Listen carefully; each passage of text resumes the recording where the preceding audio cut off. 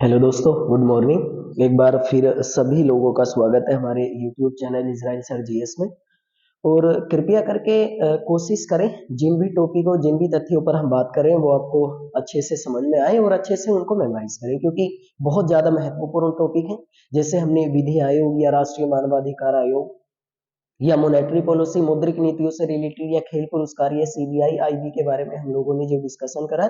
और जैसे भी टॉपिक आपके एग्जामों में इस समय चर्चा में आ रहे हैं, न्यूज में चर्चा में आ रहे हैं और एग्जाम की दृष्टि से बहुत ज्यादा वैल्यूएबल और बहुत ज्यादा महत्वपूर्ण है, कोशिश कर देखें एक बार कि अगर इस प्रकार आपको जीएस पढ़ने को अगर मिल जाती है तो उससे रिलेटेड क्वेश्चन आपके एग्जामों में बहुत ज्यादा मालूम किए जाते हैं। जैसे कल ही के टॉपिक में हम लोग बात कर रहे थे कि किस प्रकार हमारे भारत में राजनीतिक पार्टियों को दर्जा दिया जाता है कि राष्ट्रीय स्तर की राजनीतिक पार्टी है या राज्य स्तर की राजनीतिक पार्टी है या फिर क्षेत्रीय स्तर की राजनीतिक पार्टी है।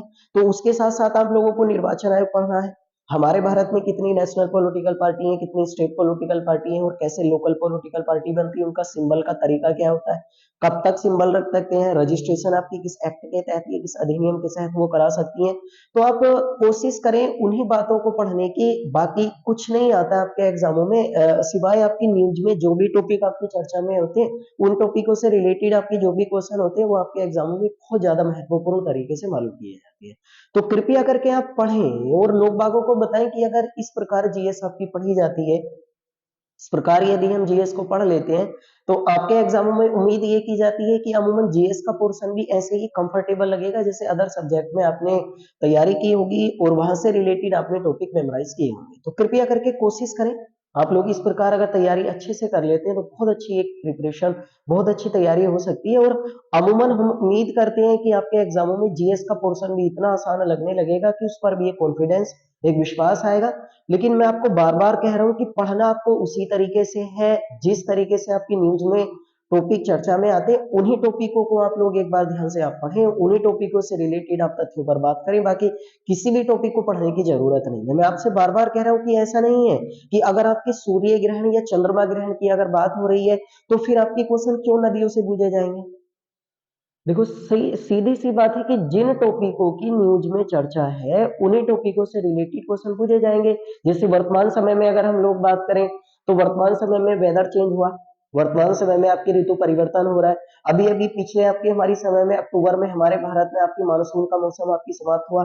तो अब आएंगे ना मानसून से रिलेटेड क्वेश्चन। अब आप पढ़े मानसून को जाकर एक बार कि मानसून कैसे आता है भारत में, उसकी डायरेक्शन या उसकी दिशा क्या होती है, किस राज्य में सबसे ज्यादा मानसूनी वर्षा होती है, हमारे भारत में कितनी परसेंटेज वर्षा होती है भारत में मानसूनी, मानसून का मतलब क्या होता है, शब्द कहां से लिया गया।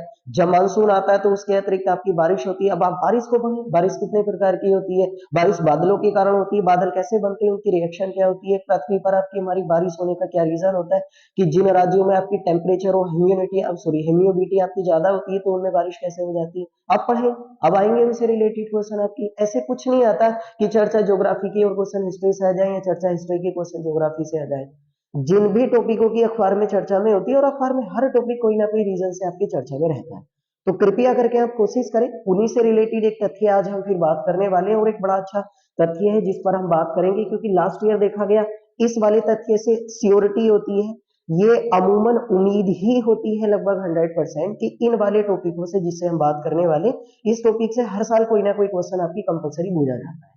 हम बात करने वाले आज के इस टॉपिक में सबसे ज्यादा महत्वपूर्ण आपकी टॉपिक होगा और वो है आपकी स्वच्छ सर्वेक्षण पुरस्कार, स्वच्छ सर्वेक्षण पुरस्कार 2022। अब देखो, जैसे आपको नाम से पता चल रहा होगा कितना ज्यादा टॉपिक ये चर्चा में रहता है। अभी जैसे दिल्ली में आपकी चुनाव हुए नगर निगम के, तो वहां दिल्ली में नगर निगम में आम आदमी पार्टी आपकी विजेता बनी।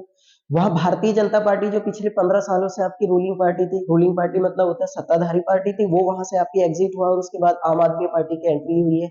तो रीजन कुछ ना कुछ तो रहा होगा कि दिल्ली में जो भी स्वच्छता का मामला होता है, जो भी क्लिनिकल सिचुएशन, जो भी क्लीन की सिचुएशन होती है, स्वच्छता का मामला होता है, वो केवल किसके अंतर्गत आता है, वो दिल्ली में आपकी नगर निगम सरकार के अंतर्गत नहीं आता। जो नगर निगम में आपकी म्युनिसिपैलिटी होती है आपकी, उसके अंतर्गत वो काम करता है, और वो आपकी काम करता है जिसके आपकी नगर पालिका में सत्ता होती है। तो वहां बीजेपी के अंतर्गत आपकी स्वच्छता प्रोसीजर काम कर रहा था, और आम आदमी पार्टी दोनों पार्टी थी जो स्टेट पॉलिटिकल पार्टी थी। लेकिन अब वहां दोनों स्तर में, स्वच्छता में भी और बाकी के काम में भी आपकी कौन इन्वॉल्वमेंट होगा? आम आदमी पार्टी होगी। तो कुछ ना कुछ तो इफेक्ट जरूर पड़ेगा। जैसे हमारे प्रधानमंत्री मोदी जी हर बात पर कहते हैं कि डबल इंजन की सरकार, तो डबल इंजन की सरकार होने से बेनिफिट ये होता है कि डबल इंजन का मतलब होता है कि सेंटर में भी भारतीय जनता पार्टी की सरकार है, तो राज्यों में भी भारतीय जनता पार्टी की सरकार होगी, तो इससे कनेक्टिविटी में आपकी एक बेहतर सिचुएशन आपकी क्रिएट होती है और एक अच्छी स्थिति पनप जाती है।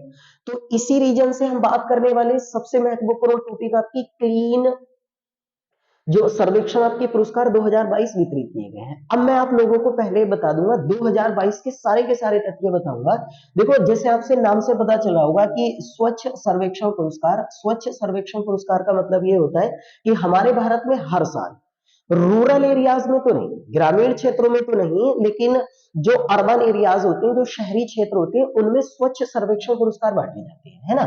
तो इसका मतलब ये हुआ कि स्वच्छ सर्वेक्षण पुरस्कार जो होते हैं वो यू अर्बन लोकल बॉडीज, देखो ये ध्यान से सुनना आपकी, है ना। अर्बन लोकल बॉडीज का मतलब होता है शहरी स्थानीय निकाय, शहरी, पहले इसे आप समझना ध्यान से, और आप कोशिश तो करो कम से कम इस प्रकार पढ़ने की। रटने से कुछ नहीं होता कि मैं आपको एक लाइन का क्वेश्चन बता के चला जाऊं कि हाल ही में स्वच्छता सर्वेक्षण पुरस्कारों का वितरण किसने करा, तो राष्ट्रपति द्रौपदी मुर्मू ने, फिर आगे चले। नहीं आते आपको ऐसे पढ़े हुए, आप कम से कम कोशिश तो करें कि एग्जाम में किस प्रकार तथ्य आपको मेमोराइज करने को आते हैं, किस प्रकार तथ्य आपके पढ़े हुए मिलते हैं। कृपया करके आप भ्रमित ना करें, क्योंकि ऑनलाइन में सबसे बड़ी प्रॉब्लम यही होती है कि बहकाने वाले बहुत ज्यादा लोग बैठे हुए हैं। कम से कम उनका कुछ पता ही नहीं होता कि एक एक लाइन के क्वेश्चन है और एक दिन में 100 क्वेश्चन आपको पढ़ा के चले गए आपकी जनरल अवेयरनेस के। अब खुद ही अपने दिमाग से कम सोचो तो सही कि एक दिन में 100 क्वेश्चन जनरल अवेयरनेस के बन सकते हैं, एक दिन में 50 क्वेश्चन जनरल अवेयरनेस के बन सकते हैं।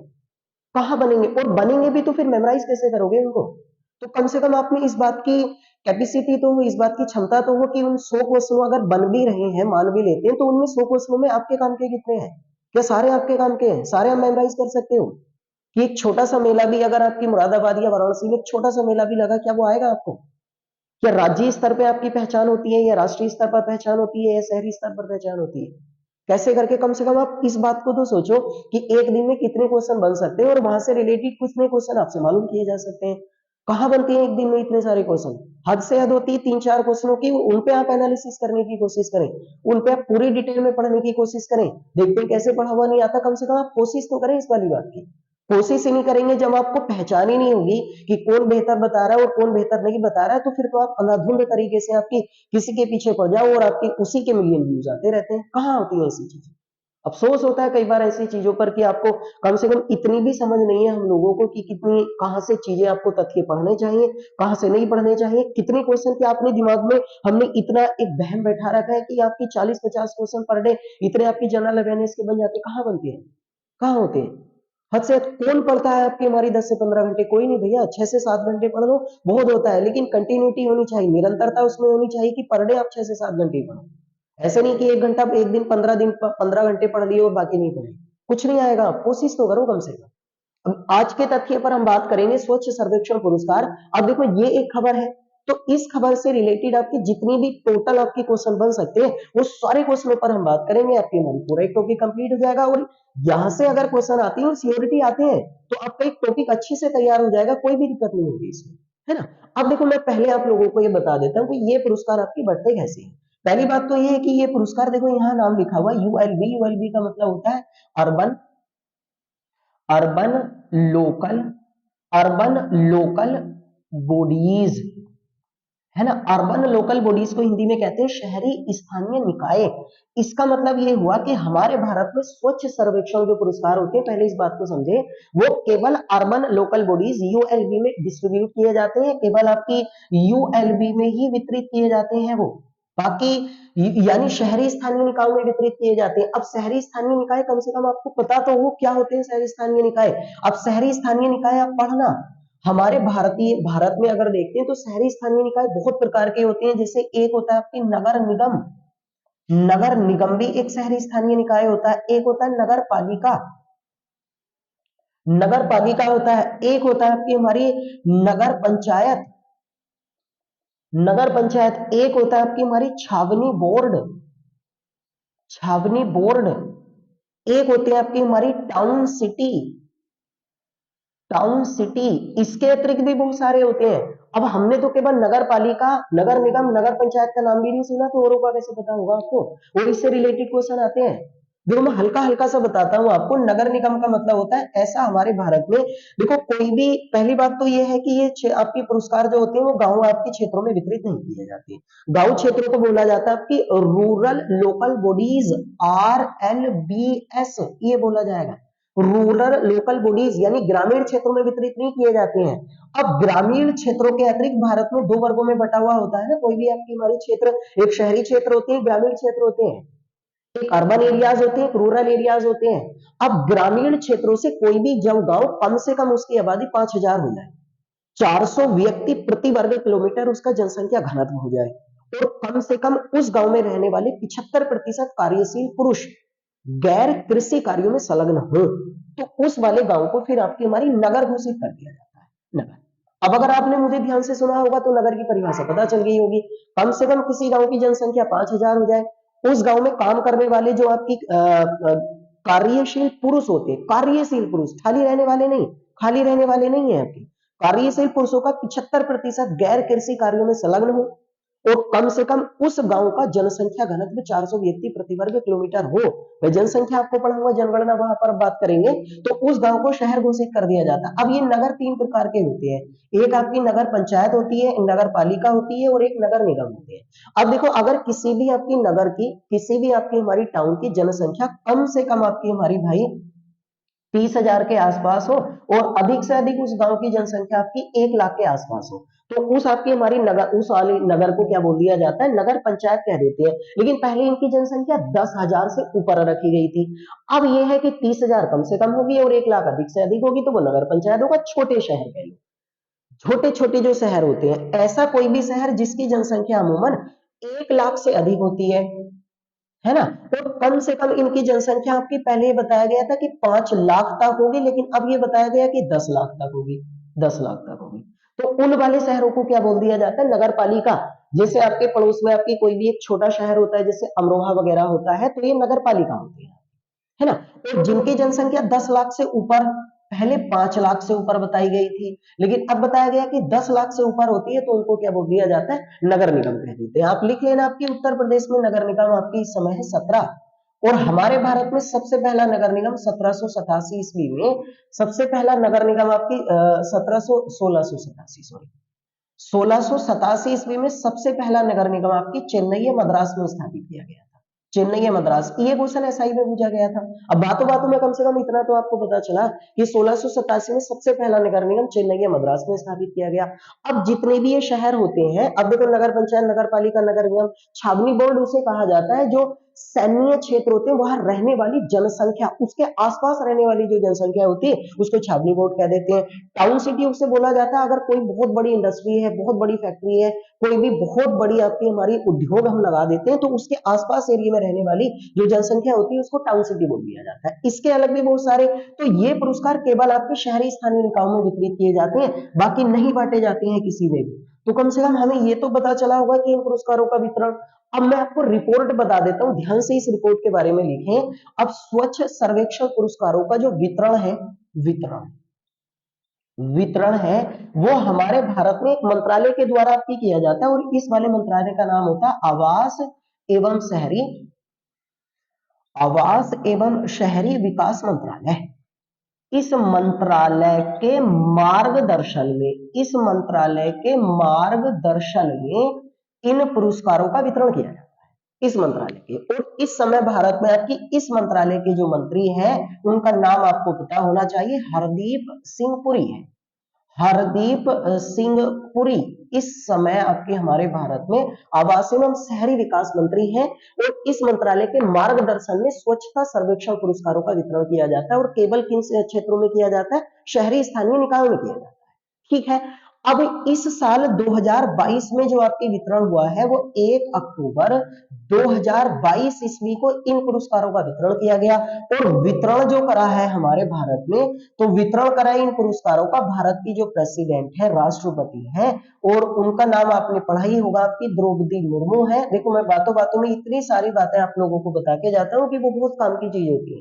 द्रौपदी मुर्मू 15वें नंबर की राष्ट्रपति है, महिलाओं में दूसरी है। लेकिन अगर हम बात करते हैं जनजातीय महिलाओं में, तो वो पहले नंबर में आपकी जनजातीय महिला राष्ट्रपति बनी है, जिनका संबंध आपके हमारे भारत के झारखंड से है, सॉरी उड़ीसा से वो आती हैं। आपको कम से कम इन बातों में पता होगा, तो आपको याद रहेगी ये चीज, है ना। तो राष्ट्रपति ने वितरण करा, लेकिन वितरण आपके मार्गदर्शन में किया गया। अब लिख लेना 1 अक्टूबर को वितरण हुआ है। अब 1 अक्टूबर को वितरण इन पुरस्कारों का आपकी दिल्ली से किया गया, और दिल्ली के ताल कटोरा स्टेडियम से, ताल कटोरा स्टेडियम से इन पुरस्कारों का वितरण किया गया। और वहां आपकी उपस्थित थे इन पुरस्कारों के दौरान, जब वितरण राष्ट्रपति द्रौपदी मुर्मू जी ने करा, तो वहां आपकी उपस्थित थे हमारे भारत के जो आपकी शहरी आवास एवं शहरी विकास मंत्री हैं, हरदीप सिंह पुरी भी वहां पर आपकी उपस्थित थे। तो इनकी उपस्थिति में वितरण इन्होंने करा है आपकी, और ये पुरस्कार आपकी बांट दिए गए। अब 2022 ईस्वी में अगर हम बात करें, तो ध्यान से सुनना मुझे सारी व्यक्ति आपकी, है ना। अब कम से कम समझ में तो आया होगा कि किन्हें ये पुरस्कार मिलता है और किन्हें ये पुरस्कार आपकी नहीं मिलता है। अब 2022 ईस्वी में अगर हम लोग बात करेंगे, तो 2022 ईस्वी में कुल मिलाकर 4355, यानी कि 4355 4355 आपकी हमारी भैया शहरी स्थानीय निकाय हैं, शहरी स्थानीय निकाय हैं, जिन्हें इस पुरस्कार से सम्मानित किया गया है। यानी कि इसका मतलब शहरी स्थानीय निकायों के बारे में बात करें, तो इस साल 2022 ईस्वी में कुल मिलाकर 4355 शहरी स्थानीय निकाय को शामिल किया गया। इतने शहरी स्थानीय निकायों को आपको शामिल किया गया, ये इसमें शामिल हुए हैं। ठीक है, अब इनमें अगर हम बात करें, तो ध्यान से सुनना, 22 राज्य व 5 केंद्र शासित प्रदेश, 5 केंद्र शासित प्रदेश हैं, जिन्हें आपकी हमारी इन पुरस्कारों से सम्मानित किया गया। यानी शामिल तो आपके बहुत सारे हुए, शामिल तो जितने भी हमारे भारत में 28 राज्य हैं, 8 केंद्र शासित प्रदेश है, आप जानते हैं यूनियन टेरिटरीज एंड स्टेट है, तो शामिल तो सारे हुए, लेकिन पुरस्कार केवल 22 राज्यों को मिला, वह 5 केंद्र शासित प्रदेशों को पुरस्कार मिला। और शामिल कितने शहरी स्थानीय निकाय को शामिल किया गया? 4355 शहरी स्थानीय निकायों को आपको शामिल किया गया। अब इनमें अगर हम बात करते हैं, तो इन 4355 आपकी हमारी जो शहरी स्थानीय निकायों को शामिल किया गया है इस साल आपकी स्वच्छ सर्वेक्षण पुरस्कार 2022 ईस्वी में, तो इन वाले आपकी शहरी स्थानीय निकायों को आपकी जनसंख्या के आधार पर विभिन्न वर्गों में बांटा गया था। जनसंख्या के आधार पर विभिन्न वर्गों में इन यू आपकी हमारी अर्बन लोकल बॉडीज जो होती हैं, यूएलबी, इन्हें बांटा गया। यानी कि ऐसे बांट दिया गया कि जिन शहरों की जनसंख्या 1 लाख से अधिक है, उनको स्वच्छता सर्वेक्षण पुरस्कारों में अलग रखा गया, जिनकी कम है उनको अलग रख दिया गया, जो छोटे शहर है उनको अलग रख दिया गया, छावनी बोर्ड वालों को आपके अलग रख दिया गया, सबको अलग अलग रख दिया। तो जनसंख्या के आधार पर आपकी विभिन्न शहरों का वितरण किया गया, और तब जाके आपकी हमारी स्वच्छता सर्वेक्षण पुरस्कार आपके वितरित किए गए। स्वच्छता सर्वेक्षण पुरस्कार जो है वो आपके वितरित किए गए, ये वाले। अब इसमें कैसे बांटेंगे वो आप लिखें जल्दी। अब आपको पता चला होगा, अब अगर हम बात करते हैं, तो 1 लाख से अधिक आबादी वाले शहरों में, अब पहले एक घटना आपकी सबसे बड़ी वाली घटना जो है वो ये लिखे कि ओवरऑल में अगर हम बात करते हैं, ओवरऑल का मतलब होता है सभी कैटेगरी में, ओवरऑल में बात करते हैं, तो भारत का सबसे स्वच्छ शहर जो है, भारत का सबसे स्वच्छ शहर जो है वो घोषित किया गया है आपकी इंदौर, है ना।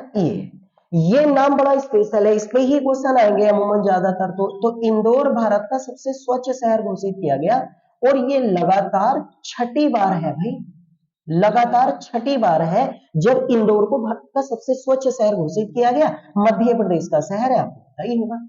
लगातार ओवरऑल में जितनी भी कैटेगरी हमारे भारत में, सबसे ओवरऑल में सबसे स्वच्छ शहर किसको घोषित किया गया? इंदौर को, मध्य प्रदेश का। और लगातार कंटिन्यूअस वे में आपकी 6 टाइम इसको आपकी अनाउंसमेंट किया गया, ये भारत का सबसे क्लीन सिटी होगा। अब मैं सब पुरस्कारों को आपकी अलग अलग डिवाइड कर रहा हूं, जल्दी से आप लोग लिख दें कि इन पुरस्कार 2022 ईस्वी में जो स्वच्छता सर्वेक्षण पुरस्कार बांटे जाते हैं मंत्रालय के द्वारा, लेकिन वितरित आपकी हमारी कराए जाते हैं किसके द्वारा, राष्ट्रपति जी के द्वारा आपकी डिस्ट्रीब्यूशन होता है, वितरण होता है। अब आप लिखना स्टार्ट करें, 1 लाख से अधिक आबादी वाले शहरों में बात करें, 1 लाख से अधिक आबादी वाले शहरों में, आबादी वाले शहरों में भारत का सबसे स्वच्छ शहर अगर हम बात करें, है ना, भारत का सबसे स्वच्छ शहर अगर इसमें हम बात करें तो भी आपकी पहले स्थान पर आपकी किसे रखा गया है, इसमें इंदौर को रखा गया है, जो है भैया आपके मध्य प्रदेश का। इस कैटेगरी में दूसरे नंबर पर रखा गया भैया सूरत को, जो आपकी गुजरात का है। और इस कैटेगरी में आपकी तीसरे नंबर पर रखा गया आपकी नवी मुंबई को, नवी मुंबई, मुंबई नहीं नवी मुंबई को आपकी, जो है महाराष्ट्र। ये आप लोग जल्दी लिखिए, है ना, 1 लाख से अधिक आबादी वाले शहरों में इनको रखा गया है। अब अगर हम बात करें 1 लाख से कम आबादी वाले शहरों में, 1 लाख से कम आबादी वाले शहरों में, आबादी वाले शहरों में भारत का सबसे स्वच्छ जो आपकी शहर है उसमें आपकी पहले नंबर पर, अब पहले नंबर पर यहां हम बात करें तो रखा गया आपकी पंचगनी को, पंचगनी पड़ता है आपकी महाराष्ट्र, ठीक है। दूसरे नंबर पर यहां रखा गया आपकी हमारी पाटन को, पाटन पड़ता है आपकी छत्तीसगढ़ में, ये वाला छत्तीसगढ़ में, ठीक है। तीसरे स्थान पर यहां रखा गया आपकी कराड़ को, और कराड़ है, कराड़ को रखा गया, और ये भी किस राज्य का शहर है आपकी, ये भी महाराष्ट्र का है, ये भी महाराष्ट्र का है। तो 1 लाख से अधिक आबादी वालों में अलग, 1 लाख से आबादी वालों से जो कम है आपकी उन्हें अलग आपकी, और ये स्वच्छता पुरस्कार आपकी बांटेंगे। आवास एवं शहरी विकास मंत्रालय के मार्गदर्शन में राष्ट्रपति द्रौपदी मुर्मू ने 1 अक्टूबर 2022 ईस्वी को तालकटोरा स्टेडियम आपकी नई दिल्ली से, और भी कैटेगरी है, सारे बारे में हम लोग लिखेंगे, यहाँ नाम जरूर याद रखें क्योंकि हर साल इनसे आपने फील भी किया होगा, आपने देखे भी होंगे, अगर प्रीवियस एग्जाम सेट अगर आप देखते होंगे तो जरूर क्वेश्चन होंगे। अब अगर हम बात करें जो हमारे भारत के क्षेत्र होते हैं जिनको बोला जाता है छावनी बोर्ड, है ना, इंग्लिश में बोल देते हैं इन्हें आपकी हमारी कंटोनमेंट जोन, कंटोनमेंट बोर्ड से ही कह लो। छावनी बोर्ड का मतलब मैं भी समझा के गया था, तो छावनी बोर्ड में सबसे स्वच्छ छावनी का जो पुरस्कार है, सबसे स्वच्छ छावनी का जो पुरस्कार है पहले नंबर पर आपकी उसमें मिला देवलाली को, देवलाली महाराष्ट्र का आपकी छावनी एक है, महाराष्ट्र का, ठीक है। अब इसमें अगर हम बात करें दूसरे स्थान पर, तो दूसरे स्थान पर यहां जो रखा गया इस साल आपकी वो अहमदाबाद को रखा गया है, अहमदाबाद गुजरात में है ना। और तीसरे स्थान पर यदि हम बात करें तो तीसरे स्थान पर यहां मऊ को रखा गया है, जो मध्य प्रदेश का है, मऊ ये मध्य प्रदेश का है। तो ये है। अब पिछले साल का एक आंकड़ा लिख लें, 2021 में भारत के सबसे स्वच्छ छावनी का पुरस्कार वो अहमदाबाद को मिला था। तो 2021 में अहमदाबाद टॉपर थी, यहाँ सेकंड प्लेस पर है, एक स्थान आपके नीचे चला गया है, ये छावनी बोर्ड में है अगर इनकी हम बात करें। अब देखो अगर हम बात करते हैं इन्हीं पुरस्कारों में अगर हम लोग बात करते हैं तो आप अगली ही आपकी हमारी पेपर पर लिखें इसे, ये ध्यान से है, ये आंकड़े सारे 2022 ईस्वी के हैं।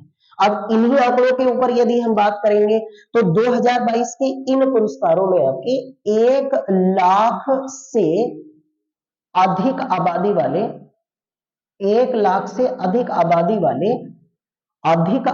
वाले गंगा टाउन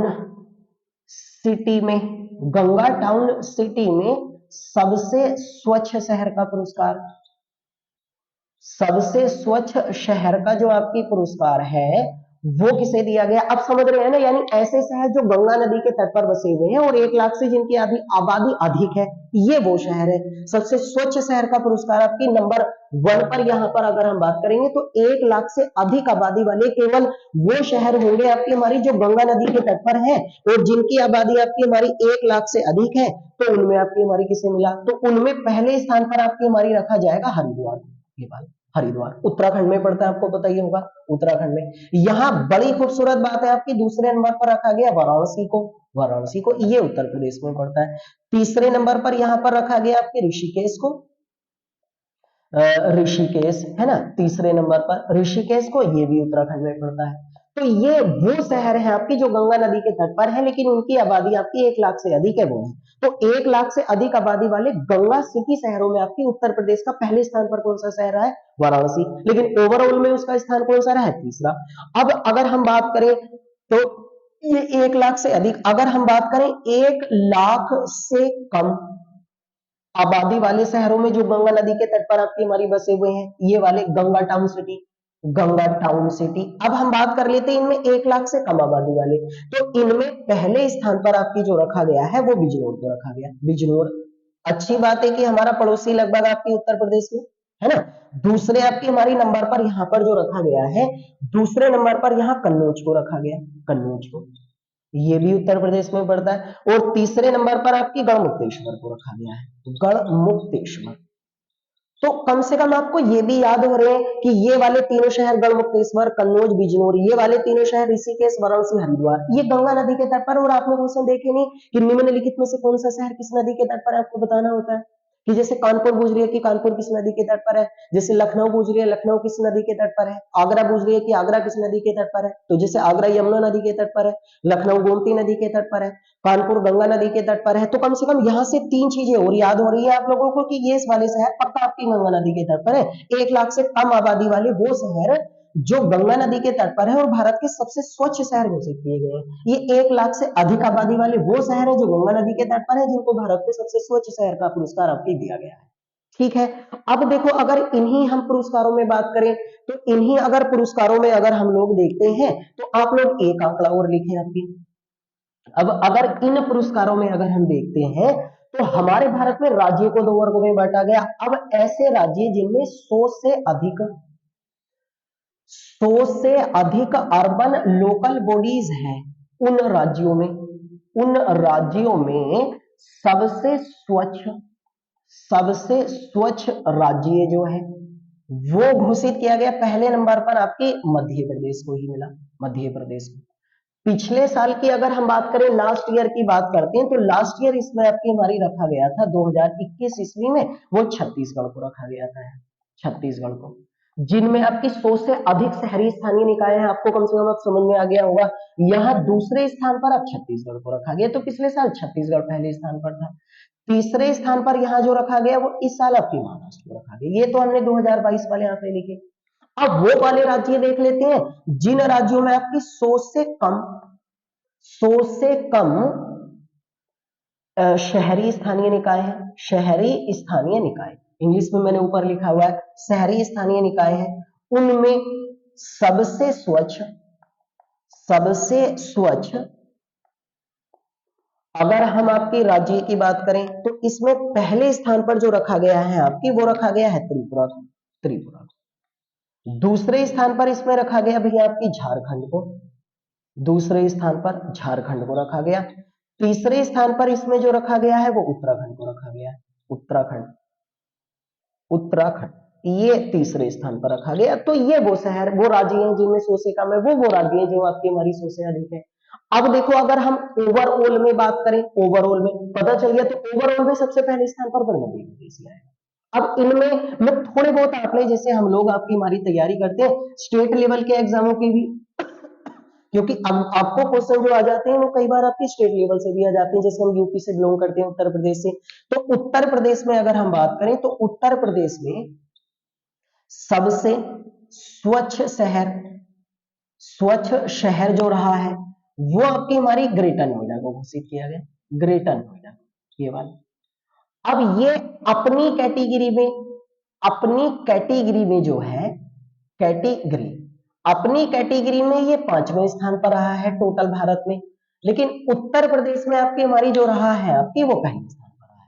उत्तर प्रदेश में अपनी कैटेगरी का मतलब है कि ये वाला जो शहर है वो 3 लाख से 10 लाख की आबादी वाले जो शहर है ना, 10 लाख की आबादी वाले जो शहर है, उनमें पूरे भारत में 5वें स्थान पर है और उत्तर प्रदेश में पहले स्थान पर है, ये वाला शहर की अगर हम बात करें। और ओवरऑल में अगर हम बात करें, ओवरऑल यानी 1 लाख से अधिक भी, 3 लाख से अधिक भी, 10 लाख से अधिक भी, तो ओवरऑल में जो है वो ग्रेटर नोएडा जो है ओवरऑल में जो है ये 11वें स्थान पर रहा है, ओवरऑल 11वें स्थान पर रहा है।